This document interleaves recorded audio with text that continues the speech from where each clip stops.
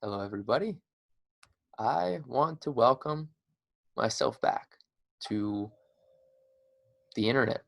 I have not been sharing much at all for the past quite a while, and I want to talk about that. I want to talk about what has been going on in this new COVID world and really share my reflection of what has been up. I think it's been just a crazy experience that we've all been going through. This really just confusing time. The world continues to waver on what's happening with hockey and with pretty much every aspect of life. So this is what we're going to talk about. But first, I want to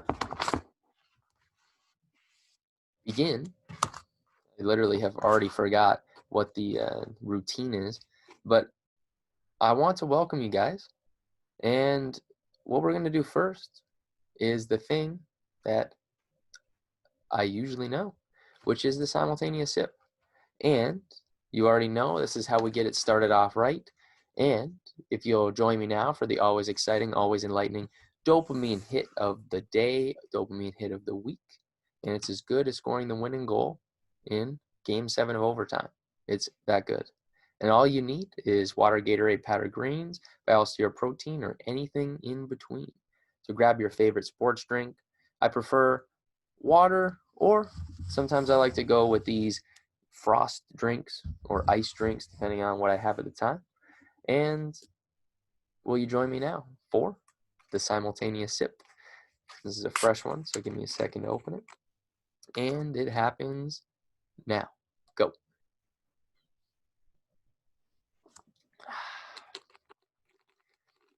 Feel our hockey skills rising every time we do that. And for anyone at home, obviously you're going to be listening to this after, so not live. Whenever I do these, feel free to just have a drink ready. And this is a really good reminder to make sure that you're hydrating on a consistent basis. So not allowing yourself to kind of fall out of that routine. Now, let's talk about purpose for a second. So I want to bring honest convo to hockey. I want to bring it to life. And I want people to succeed on and off the ice. No more secrets. And I want to push the convo forward in hockey culture, with hockey development, with relationships, spirituality, diet, training. I want to build together a community of driven players that we all help. We help each other together so that we can perform at our best and live our best lives. I want you to leave these podcasts. I want you to leave these videos inspired. I want you to leave informed, entertained, with an actionable system, and most importantly, looking at the world with a new filter on life. So each of these podcasts, each of these videos is specifically designed to help you really turn your hockey game and your life into a game, into a fun game that you can control and that you love. So please leave feedback. Give us a rating and a review on Apple Podcasts or whatever podcast place you're listening. Send me a DM on Instagram, Corson_Searles. Leave a comment on any of my posts in the past, and these will allow to inspire future topics. And make sure to subscribe to the podcast so that you can see when the next one comes out. Sometimes I do take some time off, take time for reflection, my own personal training and development on for hockey, for business, and just for myself in general. So let me know. Now let's get to some topics. So we're going to just let this episode run. We're not going to force a specific amount of time. I'm pretty open to really just seeing how long these things last. So where did my topics go? They're there. So the main topic I want to go through is reflecting on COVID as a college player. So I'm a division hockey player. I play for Bernathen College. And I think the main thing that's important to express for anybody out there who's playing and feeling a lot of different emotions, yeah, I feel sad too. This has been something very unexpected. I was not planning on this kind of situation coming up, and has been weird. It's been a big adjustment to really just spending so much time inside of a house and spending so little time doing the things that I love, I've missed out a ton on playing. Um, and yeah, it's been weird. In terms of the status of play, I know that some leagues have completely committed to shutting down. Some leagues are questionable at the moment, and it's really just a highly debated situation. And I think our team is kind of still trying to figure out if we can play teams, if that's even an option.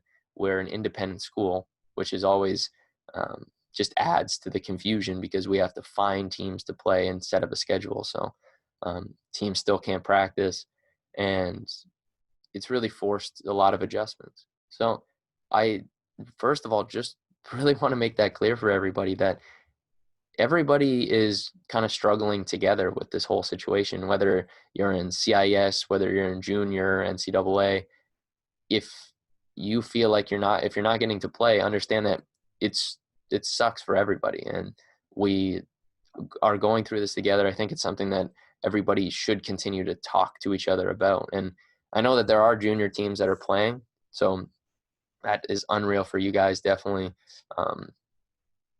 I guess I would say a little jealous, but um, I'm glad that people are getting an opportunity to still play. I know that the OHL, they're getting to play, but they're not playing with contact. I thought that was a really, really strange decision. I do want to dig into that a little bit because I think this is going to throw a really weird kind of curveball into their development, because I think when you make a league that is so highly rated, you could argue the OHL is like the feeder system for young players from basically all of North America. I mean, you'd say NCAA, you say D1 is kind of getting up there as well, but really the OHL is the primary of the major junior leagues for putting out top talent. And to say they can't hit and to take away kind of like a primary piece of the rule set is very strange. And there's going to be just as much contact. They're just not going to hit hard. So I'm not really sure what the plan is. And I think that's a pretty universally accepted opinion on this whole thing. So um, let me know what you guys think as well, because I think that was a very strange decision. But I'm going to continue to commentate on these things and talk about these in the videos and the podcast, and kind of just reflect and hear what everybody has to say, because it is quite strange what we're experiencing. And yeah, it's been weird. So um, I guess transitioning from the hockey news aspect of things, I want to talk about some things that I've really had to focus on and things I've had to do during this COVID situation, the COVID season. And the main one has been staying focused on the long term. So I know a lot of players have seen players from all around really taking different approaches to development. And I think it has been very easy for players to kind of take this year as a kind of a rest period. Um, they've stepped away from a lot of things in the game. And I think that there can be a lot of benefits to that. But it's also important to understand that other leagues are still getting to play. Other leagues are still developing. And you can't deny the importance of continuing to stay on whatever development path you're on. Because if you let yourself basically just burn a year of development, it's going to set you back literally an entire hockey season. And you can't allow that to happen if you're somebody who's trying to go somewhere with hockey, even if it's just advance to one more level and then calling it a career. But if your plan is to keep developing, if you're in a league that's not playing, you have to understand that there's a long-term cost to your league not getting to play, but you have to make the adjustments and find a way to try to close the gap as much as you can, still get development, and really take that seriously. Hopefully this is a wake-up call for some players if you're not treating it as seriously as this being a real season. Like, you should be prepping and you should be maintaining a system. And that's the next topic, is you should be maintaining a system of development through this whole time. And you should be adjusting this on a consistent basis. You can't just be relying on if you're motivated to practice or motivated to train, because when you're in the season, you're going to be exhausted. But if you're missing that constant um, discipline, that constant necessity to train, which is your team schedule, then you have to be making this a priority for yourself. You have to design your own training camp, basically, your own season development. And if you skip this, like I said, you're just going to get behind. And there's no right or wrong. You obviously can do whatever you want, but I I know that if you're listening to this, this is a hockey development podcast.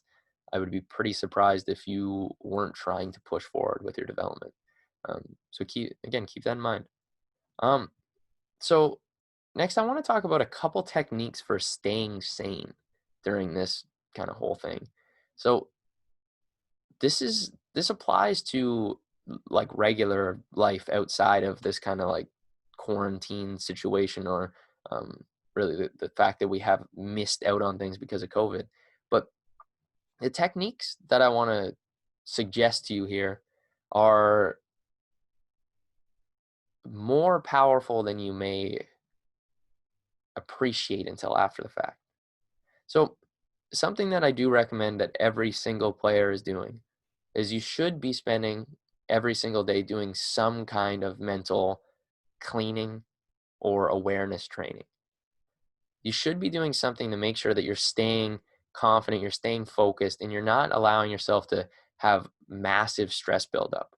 So you should be doing, whether it's 10 minutes of just mindfulness meditation, whether it's 10 minutes of just sitting in dead silence, whatever that is, you should spend at least 10 minutes. And then during the week, what you should be doing is you should be taking an hour chunk. And this is just as important as any other training, just as important as lifting, skating, stretching, whatever it is. Spend 1 hour chunk, take a basically 60 minutes, lay that out. And when you take that 60 minutes, put on some quality music that doesn't have lyrics, that just calms you down, that allows you to detach from the rest of the world, and simply just sit in silence. And when you do this, when you sit in silence for this long, it is going to have a really big impact on you. This is something I got from NAHL. This is a guy who is a Silicon Valley business guy, basically, for lack of a better way to describe him.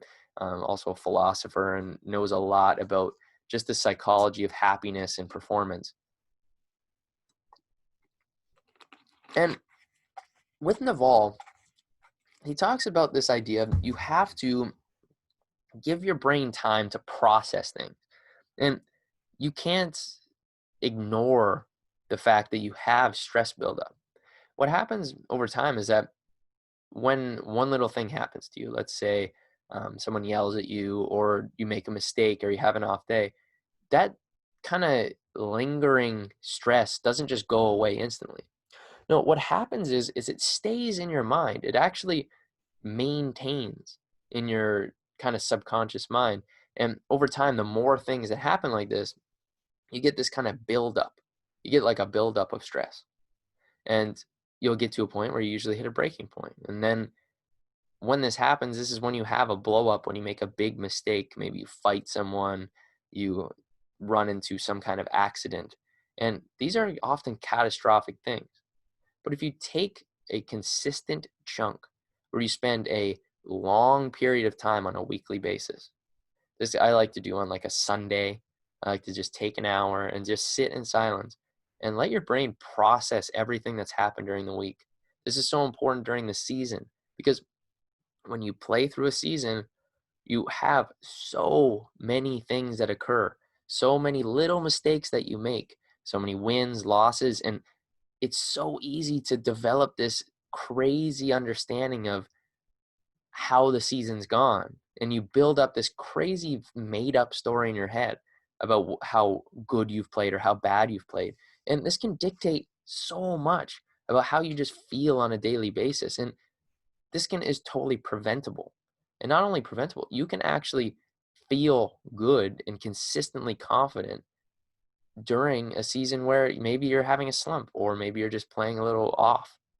You can maintain and come back from that by doing a consistent weekly awareness practice. So if you have more questions about this, let me know. I'm happy to do an entire podcast or just a shorter kind of teaching bit on this. I also offer a meditation course. We also have the Identity 2.0 membership, which we'll talk about a bit more. And with that, when it comes down to it, you're going to get access to the tools so that you can actually do these things easily. But the best way to go is to start just doing 60 minutes in silence. It is so powerful, and you'll start to have your brain process things that you never even thought about before. So think on that for a bit. Now, what if we don't have a season? So this is one of these really weird things that I'm experiencing right now with our college season. So with our college season, there's a lot of teams that have no idea if we're going to play. And I think this what if question becomes really stressful for people. And the realization that I've come to is you have to treat this situation. If there is a possibility of something happening, the best thing you can do is prepare. Okay, this is actually kind of a weird way to say it, but I always say to prepare kind of 80%. So to get yourself into 80% of the shape that you would be in for that season. Now, this may sound like a little contradictory because usually people would say prepare 100%. But what you'll find is that it's often hard to get yourself motivated when there's a possibility you may not play.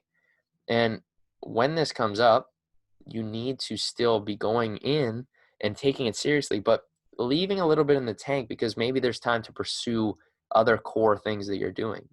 So this means building a proper system. And this is what we do in the Identity 2.0 membership. We build a system that includes all of the different development aspects, whether it's understanding how to prepare your skills, whether it's meditation and focus training, whether it's identity training and confidence prep, whether it's putting together your hockey sense. And this can be improving cardio as well. This is improving specific areas of strength. This is all the different things, mobility. Let me see what else we have on this list. Sometimes I forget all the different things we have. This can be speed and agility training. This can be emotional development, which we talked about before. This can be identity study. I think we mentioned that. I think that's pretty much everything. But when it comes down to it, this is why we put together this group.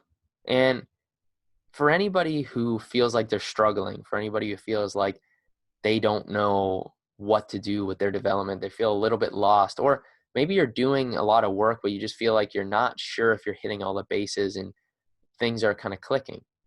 We have a group for you.